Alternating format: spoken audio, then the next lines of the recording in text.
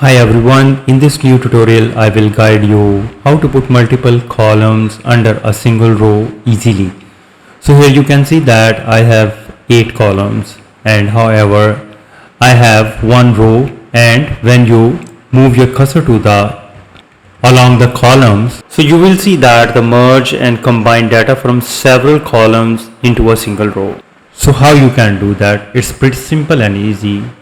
You need to select all columns and under the home tab and under the alignment paragraph you will see that the merge and center option.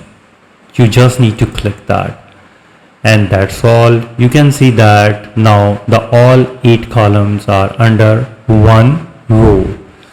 This method is simple, quick and perfect for beginners as well as advanced users. So this Excel trick will save your time and make your spreadsheet looks more professional. So if you think this video is helpful, please support my channel. Thanks for watching.